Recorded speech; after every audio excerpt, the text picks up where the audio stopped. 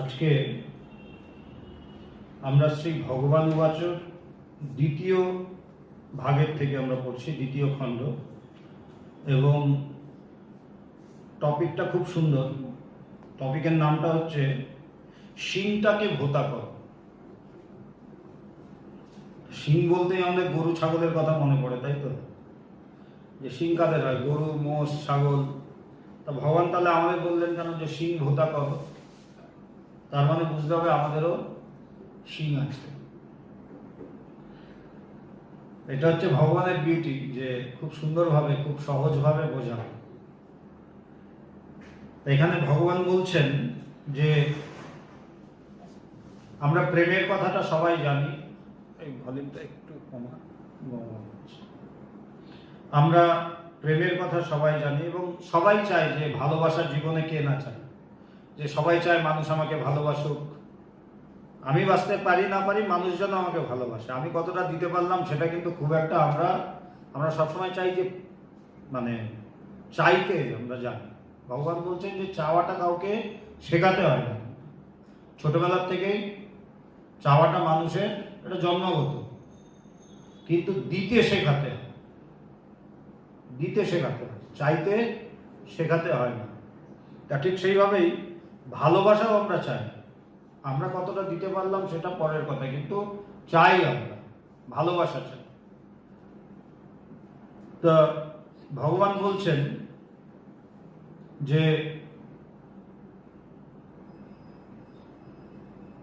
জীবনে যদি সার্থকতা, এটা আমি ভগবান উবাচর দ্বিতীয় খণ্ড যেটা, সেখানে শিংটাকে ভোতা করার একটা জায়গা থেকে বলছে, পুরোটা পড়া যাবে না।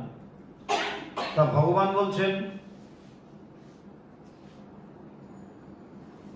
জীবনে যদি সার্থকতা আনতে হয় একসাথে ভালোবেসে কাজ করতে হবে, একসাথে ভালোবেসে চলতে হবে। কি বলছে? জীবনে যদি সার্থকতা চাই, এবং কেউই চায় না যে আমার জীবনটা বিফলে যাক, কেউ ফেল হতে চায় না। খারাপের চেয়ে খারাপ স্টুডেন্টও চায় কোনোভাবে হোক পাস করলে হলো। যারা ফার্স্ট সেকেন্ড হয় তারা পার্সেন্টেজের কথা চিন্তা করে, আর যারা ফেল করার ক্যাটাগরিতে থাকে ওরা পার্সেন্টেজ কোনদিনও চিন্তা করে না। এক একজনের চিন্তা এক এক রকমের হয়। ওদের কথা হচ্ছে কোনোভাবে পাস করলে হলো, সে যেভাবেই হোক পাস করতে পারলেই হলো। কিন্তু সার্থক হতে চায় সেও, তার কাছে পাস হওয়াটা সার্থক। আবার যে ফার্স্ট হবে তার কাছে পাস হওয়াটা কিন্তু সার্থকতা নয়। সার্থকতারও মাপকাঠি আছে। প্রত্যেকটা জিনিসই আমাদের আপেক্ষিক, প্রত্যেকটা জিনিস আপেক্ষিক। তাই এখানেও বলছে সার্থকতাটাও কিন্তু আপেক্ষিক। যেমন যে খারাপ স্টুডেন্ট, তার কাছে সার্থকতা হচ্ছে কোনোভাবে পাস করা, ওটা তার কাছে সার্থক। আবার যে ভালো স্টুডেন্ট, তার কাছে সার্থকতা কি? পার্সেন্টেজ, কত পার্সেন্ট পেলাম। তা ভগবান বললেন জীবনে যদি সার্থকতা আনতে হয় একসাথে ভালোবেসে কাজ করতে হবে, একসাথে ভালোবেসে চলতে হবে। এই একসাথে ভালোবেসে চলা, একসাথে ভালোবেসে কাজ করা, এটা খুব কঠিন। একা কাজ করা যায়, কিন্তু একসাথে যেই কাজ করা সেখানে কিন্তু অসুবিধা। এখনই যদি বলা হয় যে এই জায়গাটা একটু ধুয়ে মুছে পরিষ্কার করে দাও, একা কাউকে বলা হলো সে একেবারে করে দেবে। কিন্তু যে 5 জনকে দেবো, ঠিক এসে কে বলে স্বামীজি আমি তো ওরকম করছিলাম, ওরকম হয়ে গেল, ও এরকম বললো, এই হবেই। এটা আমাদের স্বভাব।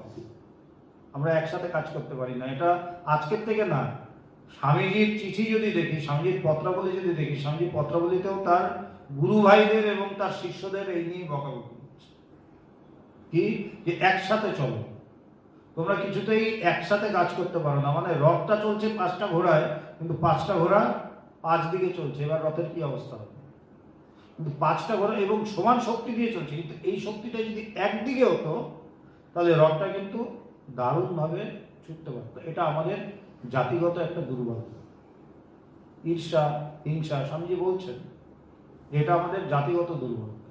আমরা বড় বড় কাজ একক করতে পারি, কিন্তু সবাই মিলেমিশে যে একটা বড় কাজ করব, এটা আমাদের হয় না। এটা আমাদের চরিত্রের নয়। কিন্তু এটা যদি সার্থক হতে হয়, যদি বড় কিছু করতে হয়, তাহলে এটা আমাদের শিখতে হবে। এটা আমাদের শিখতে হবে। যেমন ভগবান বলছেন দেওয়াটা শিখতে হবে। আমি ভালোবাসা চাই, ভালোবাসা দিতে পারি না। কিন্তু চাই, সাহায্য চাই, সাহায্য দেওয়ার সময় একটু ঝামেলা হয়, আবার যেতে হবে, আবার ওর বাড়িতে গিয়ে এই করতে হবে, কিন্তু আমার যখন দরকার তখন কিন্তু আমার লাগবে। তাই বলছে আমরা সব কিছু চাই কিন্তু দিই না। এবং ভগবান বললেন কি, তার পত্রাবলীতে তিনি লিখছেন নীতি তোমাদের ভগবানে, যে দেওয়ার কথা শুনলেই গম্ভীর হয়ে সরে পড়ে, যে দেওয়ার কথা বলবো গম্ভীর হয়ে সরে পড়ে। এবং এটা প্র্যাকটিক্যাল ডেমনস্ট্রেশন বলছে, খুব সুন্দর ভগবান উদাহরণটা দেয়। বলছে ওই মদারি যখন খেলা দেখায় রাস্তায়, যখন খেলাটা দেখাচ্ছে, একটা বাচ্চা মেয়ে দড়ির উপর দিয়ে যাচ্ছে, সে ডিগবাজি খাচ্ছে, এই হচ্ছে ওই হচ্ছে, 200 লোক দাঁড়িয়ে দেখছে, ভাল লাগে, বেশ হাততালিও দিচ্ছে, কিন্তু যেই ও থালাটা নিয়ে সামনে আসছে, দেখা যায় ভিড়টা আস্তে আস্তে আস্তে আস্তে কমে যাচ্ছে, 200 থেকে 20 জনে এসে যায়। কেন? দেখতে চাই, দিতে চাই। এই হচ্ছে মজা। তাই বলছে দিতে জানতে হবে, দিতে জানতে হবে, শিখতে হবে। একসাথে চলা কঠিন, কিন্তু শিখতে হবে। কেন? কারণ চলতেই হবে যদি আনন্দ পেতে চাই। আনন্দ পেতে গেলে একসাথে চলতেই হবে, উপায় নেই। কারণ যখন যেমন কোনো প্রোগ্রাম হয়, ওখানে যদি লোক কম হয়, প্রোগ্রামটা দারুণ হলো কিন্তু লোক কম হলো, ভালো লাগে, তাই না? যদি ভর্তি লোক হয় তো দারুণ লাগে। আনন্দ সবসময় সবাইকে নিয়ে করতে হয়, এবং সেটা যে যত বুদ্ধিমান সে চাইবে তত বেশি লোকের সাথে আনন্দ করতে। তার জন্য ভগবান সবসময় মানুষ ভালোবাসে। এই যে গত পরশু দিনই তো ডাক্তার দেখালাম, তা ডাক্তার হাঁটু দেখে ভগবানের বললেন যে না, ওনার 80 বছর বয়সে হাঁটু যেমন থাকার কথা তার চেয়ে ভালো আছে। ওনার অসুবিধাটা হচ্ছে যে এত ওষুধ খান যে বাদ বাকি বডি খুব উইক হয়ে গেছে, যার জন্য অসুবিধা। তো ভগবান অনেকক্ষণ ধরে শুনছে, এবং আমাকে ডাক্তার বলছে যে ওনার মুভমেন্ট রেস্ট্রিক্ট করতে হবে। তো ভগবান যেই শুনেছে, শুনে বলছে ডাক্তারবাবু আমাকে কিন্তু অনেক জায়গায় যেতে হয়। ডাক্তারবাবু বললো না, যাওয়া যাবে না। বলছে অনলাইন করুন। ভগবান বলছে অনলাইন তো করি। আমি ডাক্তারবাবুকে বললাম ডাক্তারবাবু অনলাইনে আমরা ক্লাস নিই, ভগবান খুব কম নেন, কারণ উনি চান সবসময় মানুষের সাথে মুখোমুখি বসে কথা বলতে, হার্ট টু হার্ট। এটা ওনার ভালো লাগে। যে বুদ্ধিমান সে কিন্তু এটাই চাইবে সবসময়। কেন? কষ্ট আছে কিন্তু একটা উন্মাদনাও আছে তার মধ্যে। মানুষের মাঝখানে থাকার কষ্ট আছে। কেন?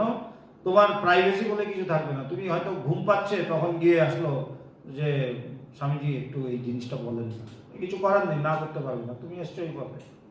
তাই কষ্ট আছে কিন্তু আবার উন্মাদনাও আছে। সো প্রত্যেকটা জিনিসই দাম দিয়ে আসে, মানে সে তার দাম নিয়েই নেয়, বিনা দামে কোনো কিছু আসে না। সো দাম দিতে হয় প্রত্যেকটা জিনিসের। এই যে যারা বড় বড় স্টার হয়, ওদের উন্মাদনা হচ্ছে ওদের ফ্যান্স। কত ফ্যান! কোনো অ্যাক্টরের জন্মদিনে তার বাড়ির সামনে হাজার হাজার ফ্যান, ওটা দেখে তার একটা ভালো লাগে। যদি একদম না থাকতো তার ভালো লাগতো না। হাজার হাজার মানুষ দাঁড়িয়ে আছে, চিৎকার করছে তার নাম নিয়ে, ওটা দেখতে তার ভালো লাগে, ওটা তার উন্মাদনা। আবার ঝামেলাটা কি, সে একা কোথাও বেরোতে পারে না। কেন?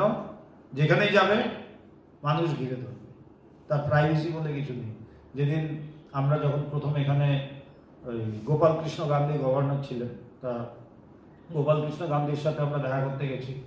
তো যখন গেছি রাজভবনে, তো অনেকে দাঁড়িয়ে মানে গোল করে এরকম হাফ সার্কেল করে দাঁড়ানো। তা আমরাও কয়েকজন গেছিলাম। তা যাওয়ার পরে উনি এক এক করে সবার সাথে দেখা করতে করতে এলেন। তা আমাদের সাথে যখন দেখা করলেন, সন্ন্যাসী হিসাবে আমরাই কয়েকজন ছিলাম, 3-4 জন গেছিলাম।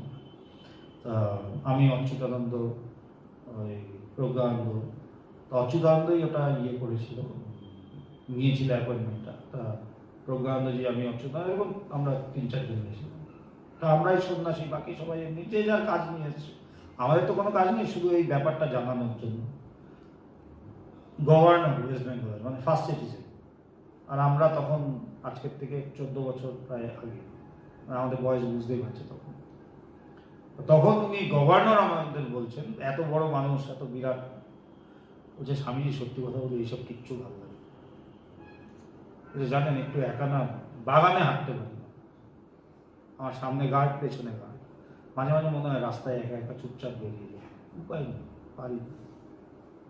এটা তার দাম। তাই প্রত্যেকটা জিনিস দামের সাথে আছে। তাই বলছে যে বুদ্ধিমান হবে সে কিন্তু চাইবে যতই দাম হোক, কিন্তু ওটার একটা উন্মাদনা আছে, কি মানুষকে নিয়ে আনন্দ করা, এটার একটা উন্মাদনা আছে। তাই ভগবান সবসময় আমাদের যতগুলো আশ্রম দেখবে সব একদম লোকালয়ের মাঝখানে। এই মায়ের বাড়ি যখন হচ্ছিল তখনও ভগবানকে বলা হয়েছিল যে আপনি একটু ভেতর দিকে চলে যান, অনেকটা জমি পাবেন। মা বলছেন না, আমার এইখানেই লাগবে। কেন? মানুষের মাঝখানে। এবং তখন পাশে bus stand, mini bus stand, মানে অবস্থা কি, চিৎকার চেঁচামেচি হুলস্থুল ওর মধ্যেই, বাজারের মধ্যেই। মানে স্বামী যেটা চেয়েছিলেন, স্বামী বিবেকানন্দ, যে বেদান্ত মাঠে ঘাটে পথে প্রান্তরে সব জায়গায় বেদান্তের কথা। এবং বেদান্ত সোসাইটি, ভগবানের ইন্টারন্যাশনাল বেদান্ত সোসাইটি এটার লিভিং ডেমনস্ট্রেশন। যে উঠতে বসতে যে কোনো, সে সন্ন্যাসী হোক কি গৃহস্থ হোক সেটা ব্যাপার না, ব্যাপারটা হচ্ছে বেদান্ত চর্চা হচ্ছে, এটা হচ্ছে সাবজেক্ট। চলতেই হবে। যদি আনন্দ পেতে চাই, যদি নিরানন্দ পেতে চাই, লাইন পাতা আছে, লাইন পাতা আছে, যা মেট্রো স্টেশন আছে, ঝাঁপিয়ে পড়লেই হলো, বাস শেষ। কিন্তু এই যে বেঁচে থেকে কাজ করা মানুষকে নিয়ে, এটা একদিকে কিন্তু খুব কঠিন। যার জন্য ভগবানের জীবনে যে ব্রহ্মানন্দ বলছে, দু রকমের সাধক, মানে দু রকমের যারা সিদ্ধ পুরুষ হয়, এক হচ্ছে ঈশ্বর কোটি, এক হচ্ছে ব্রহ্মকোটি। যাদের নির্বিকল্প সমাধির পর যারা ফিরে আসেন তাদের মধ্যে, কারণ সাধারণত জীব কোটি যদি সাধক হয়, সে নির্বিকল্প সমাধি লাভ করার পরে আর ফিরতে পারে না। বলছে 21 দিনের মাথায় তার দেহ ঝরে যায়। ঠাকুর বলছেন শুকনো পাতার মতো, ঝরা পাতার মতো সে ঝরে যায়। কিন্তু কেউ কেউ ফিরে আসেন, অ্যাকচুয়ালি ফিরে আসেন না, তাকে ফিরিয়ে দেওয়া। তা বলছে যাদের ফিরিয়ে দেওয়া হয় সেই সপ্তম ভূমি বা নির্বিকল্প সমাধি থেকে, তাদের বিশেষ প্রয়োজনে পাঠানো হয়, জগতের হিতের জন্য, জগতের মঙ্গলের জন্য। এদের মধ্যে আবার দু রকম আছে, যারা সপ্তম ভূমির থেকেও ফিরে আসে, ব্রহ্মবিদ বরিষ্ঠ যাদের মধ্যে, ব্রহ্মবিদ, ব্রহ্মবিদ বর, ব্রহ্মবিদ বরিয়ান, ব্রহ্মবিদ বরিষ্ঠ, চতুর্থ পঞ্চম ষষ্ঠ সপ্তম। সপ্তম ভূমি মানে ব্রহ্মবিদ বরিষ্ঠ, যে সে ফিরে যখন আসে, এদের মধ্যে দু রকমের আছে। একরকম হচ্ছে ব্রহ্মকোটি। ব্রহ্মকোটি কি? সে ওই ব্রহ্মানন্দে লীন থাকবে, সে জগৎ ব্যবহার করবে,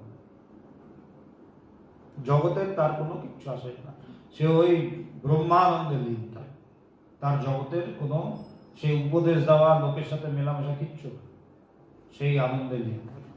তাদের দিয়েও কাজ হয়, কারণ তারা অনেক, মানে তাদের সাথে তুলনা করা হচ্ছে রেডিও অ্যাক্টিভ এলিমেন্টের সাথে। যেমন রেডিও অ্যাক্টিভ এলিমেন্ট, যেমন এক্স রে আমাদের করা হয়, দেখা যায় না কিন্তু কাজ হয়ে যায়, এবং বলাই থাকে, বাইরে লেখা থাকে কশন, যে অনাবশ্যক প্রবেশ করবেন না। কেন? ক্ষতি হয়ে যাবে, ক্যান্সার হয়ে যাবে, যদি প্রোটেকশন না নেন ক্যান্সার হয়ে যাবে। কিন্তু ওটা দেখা যাচ্ছে না, কিন্তু দেখা না গেলে কি হলো, ও কাজ করে ফেলবে। ঠিক ব্রহ্মকোটি পুরুষরা হচ্ছে ওরকম, তাদের লোকালয়ের সাথে তাদের কোনো লোক ব্যবহার নেই, লোকজনের সাথে তাদের কথাবার্তা নেই। তারা কোন হিমালয়ের গিরি গুহায় পর্বতে বসে সে ধ্যানমগ্ন, সে আত্মস্থ ব্রহ্ম, মানে সে ব্রহ্মে লীন হয়ে ব্রহ্মানন্দ অনুভব করছে। বলছে এতে জগতের কি লাভ? বলছে এতেও জগতের লাভ আছে। তাদের যে চিন্তা ভাবনা, তাদের যে ভাব, সেগুলো সেই প্রস্তর খণ্ডকে ভেদ করে এই মানব সমাজে এসে সেটা কাজ করে, ওটাও লাভ আছে ইনডাইরেক্টলি, সেটা দেখা যায় না কিন্তু সেটাও কাজ করে। আরেক দল হচ্ছে, তারা হচ্ছে ঈশ্বর কোটি। ঈশ্বর কোটি কি করে? তারা জগৎ ব্যবহার করে। জগৎ ব্যবহার মানে যেমন ভগবানকে আমরা দেখছি, কথা বলা, উপদেশ দেওয়া, তাদের মধ্যে বিভিন্ন ভাব হয়, তাদের কাছে গেলে বিভিন্ন অনুভব হয়, তাদের কাছে বসলে মানুষের মন, যে চিরচঞ্চল মন, তা অনায়াসে কোনো কিছু না করেই শান্ত হয়, কিছু করতে হয় না, শুধু একটাই কাজ, তার কাছে গিয়ে বসা, ওইটাই কাজ। বলছে কি করতে হবে? বলছে এসে শুধু বসো, বাস, বাকিটা তিনি করবেন। যেমন ওই রেডিও অ্যাক্টিভ এলিমেন্টটা, কাজটাকে গিয়ে শুধু সামনে দাঁড়াও, বাকিটা তোমার কিচ্ছু করতে হবে না। বলতো কিছু তো বোঝা গেল না। বলছে বুঝতে হবে না, পরে বুঝবে, টের পাবে পরে। ঠিক সেইভাবে তা বলছে তাদের কিন্তু একটা অসুবিধা কি, যেহেতু তারা জগৎ ব্যবহার করে, লোক ব্যবহার করে, তাই লোকের সব কথা শুনতে হয়, অনেক কিছুই শুনতে হয়, ভালো মন্দ। এতে কি হয়, তাদের যে ব্রহ্মানন্দটা সেটা ডিস্টার্ব হয়। কারণ আমরা তো নিশ্চয়ই খুব ভালো ভালো কথা বলি না। আমাদের কথা যেমন ভগবান খুব সুন্দর বলেছিলেন, বলছে তোরা খুব বেশি হলে কি দিবি, দেওয়ার তো কিছু নেই। যে ব্রহ্মজ্ঞ পুরুষ, যে নির্বিকল্প সমাধিস্থ পুরুষ, যিনি ব্রহ্মবরিষ্ঠ, যিনি ব্রহ্মবরিষ্ঠ, ব্রহ্মবিদ বরিষ্ঠ, তিনি, তার কোনো কিছুর প্রয়োজন হয় না। কেন? তার সমস্ত প্রয়োজন শেষ। তাকে আমরা বড়জোর কি দিতে পারি? আমাদের মনটা। বলছে বড়জোর কি দিবি? ওই তো তোদের মন। আর মন মানে বলছে ওই পচা গলা মন। কারণ আমাদের মনে চিন্তা কি হয়? আমরা এই সারাক্ষণ ঈশ্বর চিন্তা করে একেবারে তার কাছে আসি, ভগবানের কাছে যাব, মায়ের বাড়িতে যাব, তার আগে উঠে 1 ঘন্টা ধ্যান করে নিই, ধ্যান করে রেডি হই, ভগবানের কাছে যাবো, এইভাবে আসি। বাড়িতে বিষয় চিন্তা করতে করতে হয়তো রাস্তায় কারোর সাথে দেখা হলো, তার সাথেও বিষয়ের কথা বলতে বলতে টুক করে ঢুকে গেলাম ভগবানের সাথে। ঢুকেই যেন পরিবেশটা চেঞ্জ হয়ে যায়। ওইগুলোর প্রত্যেকটাই এফেক্ট করে, তাকে কিন্তু প্রত্যেকটা জিনিস এফেক্ট করে। তাই বলছে যে তাকে, তার কাছে যখন আমরা যাই, বড়জোর আমরা কি দিতে পারি? আমাদের পচা গোলা মনটা তাকে উপহার দিতে পারি, এর চেয়ে বেশি কিছু। তাই বলছে এই পচা গলা মনে তার অসুবিধা হয়, কিন্তু তথাপি সে স্বীকার করে। কেন? এটা তার প্রেম বশত, প্রেমের দরুন সে ওটাই মেনে নেয়, যে যা বাবা তাই হোক, কিন্তু শোন, আয় পাশে বল, একটু শোন, একটু শান্ত হ, মানে যেন তার ঠেকা, তার যেন দায়, তার যেন দায়। এই প্রেম বোঝা খুব মুশকিল। যেমন ভগবানের কাছে আসলেই আমরা যদি একটু চঞ্চল হই, বা যদি কোথাও আধ্যাত্মিক জগতে আটকে যাই, ভগবান আমাদেরকে ওই জায়গা থেকে ঠেলে এগিয়ে দিতে যেন, মানে সে যেন রেডি থাকে। মানে আমরা কেন একটু ধ্যান ধারণা কমিয়েছি বা কেন ঈশ্বর চিন্তা কমিয়েছি, তার যেন, মানে সেই যে কি হলো তোমরা এগোতে পারছো না, মানে এগোলে লাভ টাকা আমার, তো আমার লাভ হবে, তো আমার উন্নতি হবে, কিন্তু এটা দায় যেন তার। মানে কি অদ্ভুত জিনিস। মা যেমন ছেলেকে ডেকে এনে মাঠের থেকে হাত পা ধুইয়ে মুছিয়ে টুছিয়ে পরিষ্কার করিয়ে পড়তে বসায়, যেন দায়টা মারই। ছেলে খেলতে ভালোবাসে, কিন্তু মা ধরে এনে বেঁধে, আয়রে বাবা, বয়রে বাবা, তোকে ভালো পায়েস বানিয়ে দেবো, এই করবো, কত কিছু লোক দেখিয়ে তুই একটু পড়াশোনা করবাস। সদ্গুরু ঠিক তাই। আমাদের আধ্যাত্মিক উন্নতি যেন তার দ্বারা। আমরা জগতের মধ্যে মেতে থাকি, সেই জগৎ থেকে তিনি টেনে এনে আমাদের ওই পড়ার টেবিলে বসান। আয় রে বাবা বস, এই ওকে একটু চা দাও, মানে কোথায় আমাদের সেবা করা উচিত, উল্টো হয়। একটু চাটা খা, তাও একটু আয় শোন, কেন?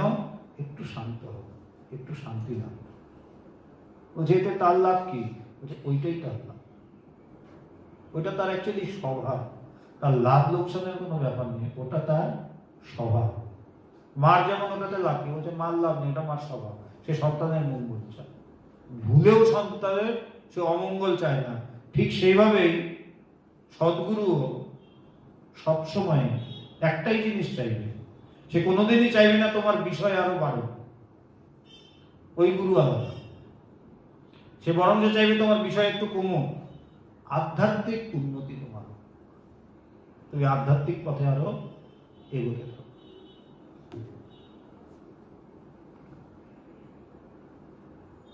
ভালোবাসাটা কঠিন, কিন্তু মানুষ পারে।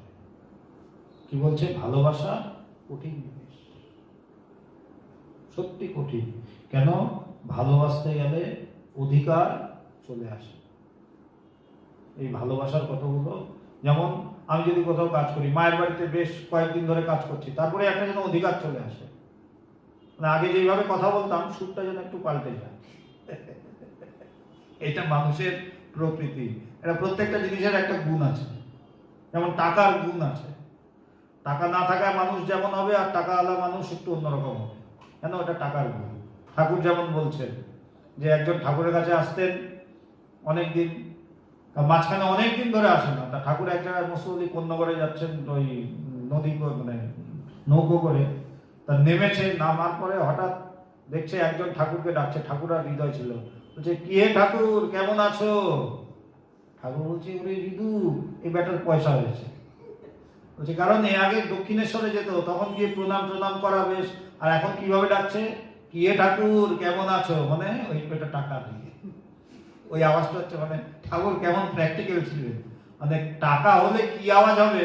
বলছে ওই যে স্যুট বুট যেই মানুষটা পরে, যে মানুষটা ধুতি পরে চলতে ভালো চলতো, যেই স্যুট বুট পরে ও সিটি মারতে মারতে লাঠি ঘুরতে ঘুরতে উঠবে না, ওইটা ওই স্যুট বুটের ওটা গুণ, ওটা স্যুট বুটের গুণ। ওই যে একটা ব্যাগের কাছে এক সময় 1 টাকা এসেছিল, তখনকার দিনের 1 টাকা অনেক দাম। তা হচ্ছে একটা ব্যাগের কাছে 1 টাকা ছিল, তা একটা হাতি ওর ইয়ের উপর দিয়ে, যে মানে গর্তটা ছিল সেটার উপর দিয়ে একটা হাতি যাচ্ছিল, তখন ব্যাগটা বেরিয়ে এসছে, বলছে তোমার এত আস্পর্ধ, তুমি আমার বাড়ির উপর দিয়ে যাচ্ছ, তুমি জানো না আমার টাকা আছে? বলছে এই হচ্ছে প্রত্যেকটা জিনিসের গুণ আছে, ভালোবাসারও একটা গুণ আছে, কি এইটা চলে আসে, অধিকারটা চলে আসে, কিন্তু ঠিক ঠিক ভালোবাসায় আসে না, কিন্তু এমনি ভালোবাসায় এই অধিকারটা চলে আসে। তাই ভগবান বললেন কি, যে ভালোবাসা কঠিন কিন্তু মানুষ পারে, কঠিন কিন্তু পারা যায়। যেমন এভারেস্টে চড়া কঠিন, প্রচুর মানুষ মারা যায়, কিন্তু পারে, পারে বলেই তো চলে। ভালোবাসাটা কঠিন কিন্তু মানুষ পারে, এভাবে ভাবতে হবে, আমার এবারই শেষ সুযোগ। কেন? সামনের জন্মে মনুষ্য জন্ম পাবো কিনা জানি না, তাই এইবারই শেষ সুযোগ, আমাকে যা করার এইখানেই করতে হবে, এইবারই করতে হবে, আমি নেক্সট টাইমের জন্য দাঁড়িয়ে থাকতে পারবো না। এবং বেদান্ত কিন্তু এই কথাটাই বলে, স্বামীজি বলছেন যে দেবতা এই জন্মে আমাকে এইখানে এই জগতে আমাকে শান্তি দিতে না পারে, সে পরজন্মে আমাকে শান্তি দেবে এর কোনো গ্যারান্টি নেই। আমাকে যা পাওয়ার এইখানে পেতে হবে, মরে যাওয়ার পর আমার কে হবে কে জানে, আমাকে যা পাওয়ার যা দেওয়ার এখানে দিতে হবে, যা পাওয়ার এখানে পেতে হবে, যা লাভ করার এখানে লাভ করতে হবে। তাই বলছে এইভাবে ভাবতে হবে, আমার এবারই শেষ সুযোগ, জানি না আবার সামনের জন্মে সুযোগ পাবো কিনা। এই ভালোবেসে পথ চলা, বাধাটা কোথায়? বলছে ভালোবেসে পথ চলা, কিন্তু বাধাটা কোথায়? যে কঠিন, তার মানে বাধা আছে, তো বাধা না থাকলে তো কঠিন না, বাধা আছে। বাধাটা কি? এই ভালোবেসে পথ চলা, বাধাটা কোথায়? বাধা হচ্ছে একটাই, যে গরুর শিং আছে, শিং হয়, এবং শিং হয় বলেই সুরসুর করে ঘুম আসে। কি বলছে? গরুর শিং আছে, যেহেতু শিং আছে, শিঙের ওখানে সুরসুর করে, ওই সুরসুরিটাকে কমানোর জন্য কি করে, ও আর একটা গরু দেখে, দেখে ওটাকে ঢুসো মারতে থাকে, যাকে মারবে তারও তো শিং আছে, তারও তো সুরসুর করছে, এবার বেশ দুজনে মিলে গুতোগুতি শুরু করবে, মানে অহংকারের লড়াই। এইটাই হচ্ছে বাধা। আমাদের মধ্যে ভালো জিনিস আছে, আবার এইটাও আছে, এবং ওই অহংকারটা মাঝে মাঝে একটু সুরসুর করে, কিছু একটা করি, হ্যাঁ যাচ্ছি ভালো রাস্তা দিয়ে যাচ্ছি, হঠাৎ দেখলাম পাশে কি একটা চিৎকার হচ্ছে, আমিও গিয়ে একটা বলে দিয়ে আসলাম, কেন ওই সুরসুর করছে, একটু না বললেও চলবে, কিন্তু বলতে হবে, জানলাম না বুঝলাম না বলে দিলাম। ট্রেনে উঠলেই, লোকাল ট্রেনটা এখন বন্ধ, নাহলে ট্রেনে উঠলেই বোঝা যায়, একটা কথা বলো বলে চুপ হয়ে যাও, তারপরে দেখবা তুমি চুপ, পুরো কম্পার্টমেন্ট কথা বলছে ওটা নিয়ে। কেন? সবারই শিং আছে, শিঙে সুরসুর করছে, শুধু সুরসুরি দেওয়াটা হচ্ছে কাজ, দিয়ে বসে থাকো, তারপরে দেখো কি অবস্থা হয়। এ বলবে না না এরকম হল না, বলবেন না। চায়ের দোকানে দেখা যায়, আমাদের এখানে চায়ের দোকানে ওইখানে বসলেই শোনা যায়, সেখানে চায়ের দোকানে গভর্নমেন্ট বানানো হয়, গভর্নমেন্ট ফেলা হয়, ডেইলি নতুন করে গভর্নমেন্ট হয় আর গভর্নমেন্ট পড়ে, কেন? সবাই সব জানে, সবার সুরসুর করে। বলছে বাধাটা হচ্ছে ওইখানে, এটাই আমাদের একসাথে পথ চলতে দেয় না, এটাই আমাদের ভালোবাসার পথে বাধা। এই ভালোবেসে পথ চলা, বাধাটা কোথায়? বাধাটা হচ্ছে একটাই, যে গরুর শিং আছে, শিং হয়, আমাদের অহংকার আছে, অহংকার হয়, এবং শিং হয় বলেই সুরসুর করে ঘুম আসে। কিন্তু মানুষেরও শিং আছে, ওই শিংটার নাম হচ্ছে হিংসা। এই হিংসা, এই অহংকার, হিংসা, এগুলো আসবেই। আর অন্যকে আমি গুঁতো দিতে যাবই, কিচ্ছু করার নেই। ওই শিংটার নাম হিংসা। এই শিং দেখা যায় না কিন্তু হয়। বলছে দেখা যায় না শিং, গরুর শিং দেখা যায় ভালো। বিদেশে আবার গরুর শিং উপড়ে ফেলে, ওটা খুব আবার খুব যন্ত্রণাদায়ক জিনিস। গরুদের শিং উপড়ে দেয় একদম। তা গরুর শিং না উপড়ে যদি নিজেদের শিং উপড়া তো ভালো হতো। কিন্তু ওই যে বাইরের জিনিস করতে ভালোবাসি আমরা। এই শিং দেখা যায় না কিন্তু হয়। গরুর যেমন হয়, মানুষেরও এই শিংটা হয়। এই শিংটা মানুষেরও হয়। আমরা মাঝে মাঝে দেখি না দুটো ষাঁড় গুঁতোগুতি করছে। আজকাল ফেসবুক, হোয়াটসঅ্যাপে এইসব খুব বেশি দেখা যায়। এই দুটো ষাঁড় গুঁতোগুতি করছে। আমাদের কি ভয়ঙ্কর দেখেছিস? হচ্ছে ভয়ঙ্কর গুঁতোগুতি আমরা করি, এটা দেখে না কেউ, কিন্তু হয় এটা। এবং ওই হওয়াতে কি হয়, সংসার শেষ হয়ে যায়, সংসার ধ্বংস হয়ে যায়, কয়েকটা জীবন ধ্বংস হয়ে যায়, কিন্তু ওইটা ছাড়বে না, রাস্তা ছাড়বে।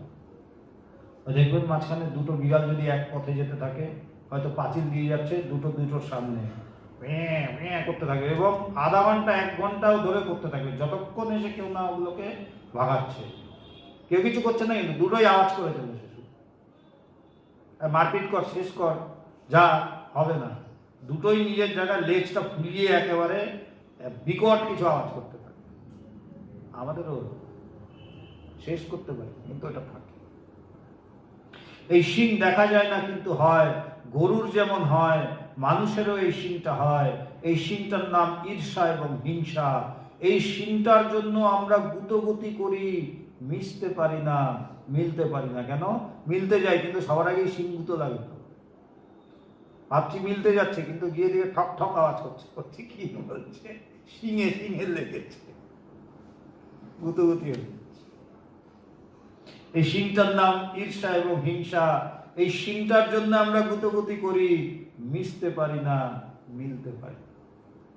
এটার জন্য গেলাম পাশের বাড়িতে, বেশ সুন্দর গল্প করছি, করতে করতে হঠাৎ দেখলাম এমন কিছু হলো, বাস দুজনের সাথে কথা বলতে হলো। গেছিল কিন্তু ভালো জিনিসের জন্য। কেন? ওই সুরসুর করছিল, সে একটা দিয়েছে, ও দুটো দিয়েছে, বাস শুরু হলো। সে নিজেও খাবে না, অন্যকেও খেতে দেবে। আমাদের যেটা নিয়ম, আমরা বলিও তুইও পাবি না, আমিও পাবো না, আমি যদি না পাই তোকেও পেতে দেবো না, বাস। কিন্তু এটা কিন্তু মানুষের ধর্ম না, এটা পশুদের ধর্ম। যেমন একটা খাওয়া দাওয়া, দুটো কুকুর আসুক।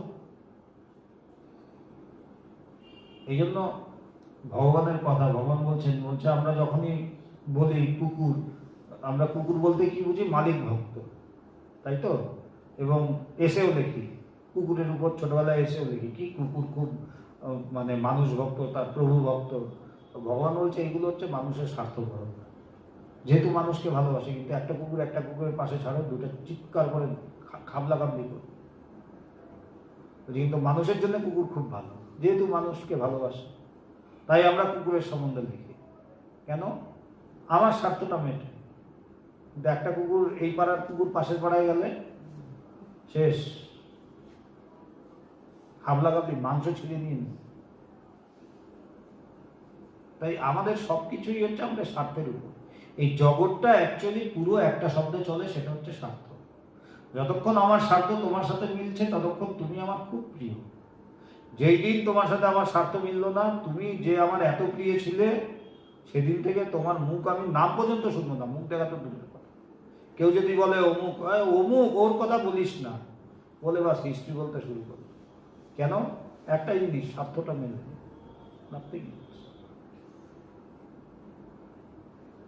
এই শিংটার জন্য আমরা গুঁতোগুতি করি, মিশতে পারি না, মিলতে পারি না। সে নিজেও খাবে না, অন্যকেও খেতে দেবে না। গরুর সাথে আমাদের তফাৎ আছে, ও গরু। এবার বলছে গরুর সাথে ভাষাটা আমাদের মেলানো, যে আমরা গরুও যা, আমরাও তেমন, কিন্তু একটা তফাৎ আছে। কি তফাৎ? ওরও শিং আছে, আমাদেরও শিং আছে, তাহলে তফাৎটা কোথায়? ও শিংটা কমাতে পারে না। আমরা যদি চেষ্টা করি এই শিংটাকে আমরা কমাতে পারি, ঘষে ঘষে ঘষে ঘষে ঘষে ঘষে একদিনে কমবে না। ঘষতে ঘষতে, এই যে ঘষা হচ্ছে, এই ঘষতে ঘষতে ঘষতে ঘষতে শিংটা ভোতা হতে পারে, অ্যাটলিস্ট লাগলেও যেন ফুটো না হয়ে যায়, রক্ত না ভোতা করবে, ধারালোটাকে ভোতা করে। এই জিনিস, এটা গরু পারে না। এটাই তার সাথে আমাদের তফাৎ। মানুষের মধ্যে লোভ, ঈর্ষা, হিংসা, কামনা, বাসনা সব আছে, কিন্তু মানুষের সুবিধা হচ্ছে সেইটাকে চাইলে কমাতে পারে, কমিয়ে রাখতে পারে, শেষ করা যায় না। কেন? যতদিন শরীর থাকে এগুলো একটু হলেও থাকে, এমনকি সমাধিস্থ পুরুষেরও থাকে। তবে তারটা কেমন থাকে? একদম মানে নায়ের বরাবর, কিন্তু থাকতে হবে। কেন? নাহলে কিছুতেই শরীর সে রাখতে পারে। যার জন্য ঠাকুর বা এমন যারা, তারা সমাধিতে যাওয়ার আগে ছোট্ট একটা বাসনা রেখে যায়, কি জল খাবো, ওটাই তাদের বাসনা। না, আমাদের বাসনার সাথে তাদের বাসনার তফাতে, কি জল খাবো, ওই জল খাবার জন্য তাকে আবার নেমে আসতে হবে। সে নেমেই ফার্স্টে জলটা, তাই বলছে কমিয়ে রাখা যায়, জিনিসটাকে কমিয়ে আনা। ও গরু ওর শিংটাকে ছোট বড় করতে পারে না, ওর শিংটা বাড়তেই থাকে। ওর হচ্ছে এটা অসুবিধা, ওর ওই শিং বাড়তে থাকবে, ও ছোট করতে পারে না। আমরা মানুষ, এখানেই আমাদের তফাৎ। কেন আমরা মানুষ? আমরা এই শিংটাকে ছোট বড় করতে পারি। ও চাইলেও বাড়াতে পারবে না, ও নিয়ম মতো বাড়বে, কিন্তু আমরা চাইলে অনেকটা বাড়িয়ে নিতে পারি একই দিনে, আবার চাইলে ছোটও করতে পারি। এইটা আমাদের হাতে আছে, তাই আমরা মানুষ। ও গরু ওর শিংটা ছোট বড় করতে পারে না, ওর শিংটা বাড়তেই থাকে। আমরা মানুষ, এটাকে আমরা ছাড়তে পারি, সেটা ছোট করতে পারি। বেদান্ত চর্চা করলে, এবং উপায়টা এবার ভগবান বলছেন কি উপায়? বলছে বেদান্ত চর্চা করলে, ঈশ্বর চর্চা করলে এই শিংটাকে একটু ভোতা করা যায়, যে গুঁতো মারলেও তখন অতটা লাগবে না, যেমন একেবারে পেট ফুঁড়ে ঢুকে যেত, ওই জিনিসটা হবে না। হয়তো তুমি পড়ে যাবে, কিন্তু মৃত্যু হবে না তোমার। তাই যারা মহাপুরুষ তারাও রাগারাগি করেন, কিন্তু তাদের রাগের সাথে আমাদের রাগের তফাৎ আছে। তাদের ওটার মধ্যে একটা ভালোবাসা থাকে, আর আমাদের রাগের মধ্যে ঈর্ষা হিংসা থাকে, ওদের সেটা থাকে। বেদান্ত চর্চা করলে, ঈশ্বর চর্চা করলে এই শিংটাকে একটু ভোতা করা যায়। এই শিংটার জন্য আমরা অনেক কাজ করতে পারি। কেন? এই ঈর্ষা হিংসার জন্য, অহংকারের জন্য অনেক বড় বড় কাজ, স্বামীজি বলছেন অনেক বড় বড় কাজ নষ্ট হয়ে যায়। ভগবানের কথা বলছে অনেক বড় বড় কাজ নষ্ট হয়। কেন? এই অহংকারের জন্য, এই ঈর্ষার জন্য, এই হিংসার জন্য। স্বামীজি বলছেন যে এত ঈর্ষা করেন যার, যে কেউ একটু যদি বড় হয় অন্য 10 জন তাকে টেনে নামানোর জন্য রেডি থাকে। বলছে এইটা ছাড়তে হবে, এটা চেঞ্জ করতে হবে। যদি চেঞ্জ করতে না পারি তাহলে আমাদের সাথে মানুষের, পশুর খুব একটা তফাৎ আর থাকবে না। এই শিংটার জন্য আমরা অনেক কাজ করতে পারি না। গরুর শিং দেখা যায়, আমাদেরও শিং আছে, তাকিয়ে দেখুন ঈর্ষা, দেশ, হিংসারূপী শিং আছে। বলছে ওর শিং তো দেখা যায়, আমাদের শিং ভেতরে তাকালে দেখা যায়। এমনি বাইরে দিয়ে সবাই কি সুন্দর সুন্দর ভদ্র স্যুট কোট টাই পরে যাচ্ছে, কিন্তু 5 জন বসে স্যুট কোট টাই পরে 5 জন বসে টেবিলে কি ইয়ে করছে, পাশের কোম্পানিটাকে কিভাবে শেষ করা যায়, এসি রুমে বসে কথা বলছে, দারুণ একদম বিরাট বড় হোটেলে, কিন্তু বিষয়টা কি, যে কোম্পানিটা উঠছে ওটাকে কিভাবে একদম শেষ করে দেওয়া যায়। কিন্তু দেখলে বোঝা যায়, দেখলে মনে হয় কি বিরাট ব্যাপার। তাই বলছেন ভগবান, গরুর শিং দেখা যায়, আমাদেরও শিং আছে, তাকিয়ে দেখুন, ঈর্ষা, দেশ, হিংসারূপী শিং আছে, সেটা নিয়ে আমরা গুতগুতি করি। কিন্তু মানুষের সাথে গরুর একটাই তফাৎ, গরু শিংটাকে বাড়াতে কমাতে পারে না, কিন্তু মানুষ পারে, সেজন্য সে মানুষ। এটাই আমাদের তফাৎ। আর এটা যদি আমরা না করি তাহলে আর কোনো তফাৎ রইল না, তাহলে আমরাও পশু পদবাচ্য, পশুর সাথে আমাদের কোনো তফাৎ আর থাকবে না। মানুষ দেবতা হতে পারে, সুতরাং, এবং মানুষের কতটা চান্স যে মানুষ দেবতা হতে পারে। স্বামীজি বলছেন, religion is a journey from brute man to Buddha man. সে পশু মানব থেকে বুদ্ধ মানব পর্যন্ত হতে পারে। সো এতটা তার চান্স, কিন্তু তাকে জানতে হবে, এবং যদি সে সেটা করতে পারে তাহলেই সে মানুষ পদবাচ্য, নালে কিন্তু মানুষ পদবাচ্য। এবং সাথে সাথে বলে দিচ্ছে আমাদের কতখানি, আমাদের মানে লিমিটটা কত, মানে কতটা আমরা যেতে পারবো যে মানুষ দেবতা হতে পারে। সুতরাং আমরা বেদান্ত চর্চা করে আমাদের শিংটাকে এখানে কমাতে এসেছি। আমরা যে এখানে এসেছি এর উদ্দেশ্যটা কি? শিং কমা। এই জন্যই বেদান্ত চর্চা করে, যে আমার শিংটা যেন কমে। এবং কিভাবে বুঝবো? ওই যে রোজ আমাকে দেখতে হবে যে আমার কি শিং কমেছে একটু। রোজ বেদান্ত চর্চা করো। এবং ওই যে ভগবান দিচ্ছে না, ওই যে আমাদের ভগবানের যে সাধনা, সেখানে যে 12টা পয়েন্ট আছে, সেখানে ভগবান কি লিখছেন? হতে হবে স্বনির্ভর, অকপট। তারপরে লিখছেন অভ্যাস করতে হবে ভালোবাসার। তো ভালোবাসা যত বাড়ছে মানে শিংটা তত ভোতা হচ্ছে। সিংহ থাকবে বিরাট, আবার ভালোবাসাও বাড়বে, দুটো একসাথে হয় না।